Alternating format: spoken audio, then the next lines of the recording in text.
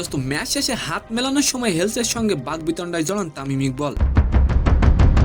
শুধু তাই নয় দোস্ত, বিদেশি এই ক্রিকেটারের দিকে তেড়ে যান তামিম ইকবল। দোস্ত আর এবার এই ঝামেলার জন্য শাস্তি পেলেন তামিম। এন্ড সেকেন্ড নিউজটি থাকবে দোস্ত, বৈষম্য বিরোধী ছাত্র আন্দোলনের নেতা খানতালাত মাহমুদ রাফি। দোস্ত সামান্য রাফি নাকি তদবিরে জড়িত এবং তার ব্যাংক অ্যাকাউন্টে নাকি 32 কোটি টাকার লেনদেন হয়েছে। ঘটনাটি সত্য নাকি মিথ্যা, তো নিউজ দুইটি জানতে ভিডিওটি সম্পূর্ণ দেখবেন। সালাম, নমস্কার দোস্ত। দোস্ত রংপুরের বিপক্ষে রুদ্ধশ্বাস ম্যাচে হারার পর মেজাজ ধরে রাখতে পারেনি বরিশালের অধিনায়ক তামিম ইকবল। ম্যাচ শেষে হাত মেলানোর সময় বাগবিতণ্ডায় জড়ান তামিম ইকবল। দোস্ত মূলত ম্যাচ শেষে হাত মেলানোর সময় তামিমকে উদ্দেশ্য করে আপত্তিকর মুখভঙ্গি করেন হেলস, আর সেটা দেখেই চটে যায় তামিম। দোস্ত হেলসের সঙ্গে তামিম যে কাজটি করেছে সেটা কি ঠিক নাকি ভুল, অবশ্যই আপনি কমেন্ট করে যাবেন।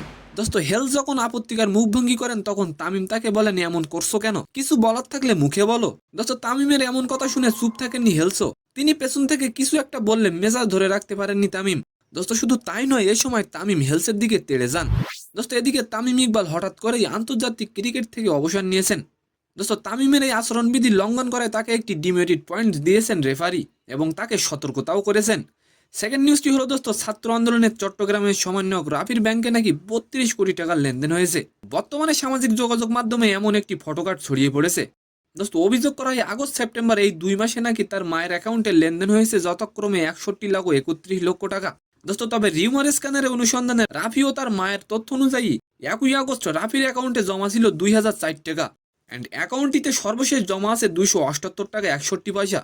দোস্ত রিউমার স্ক্যানার জানাই আগস্ট অক্টোবর রাফির অ্যাকাউন্টে মোট 32,000 টাকার লেনদেন করা হয়। তো সম্মানিত দর্শক, আজকের ভিডিওটি কেমন লাগলো অবশ্যই কমেন্ট বক্সে জানাবেন। আর ভিডিওটি যদি ভালো লাগে অবশ্যই একটি লাইক দিয়ে আমাদের চ্যানেলটিকে সাবস্ক্রাইব করে দিবেন। ধন্যবাদ।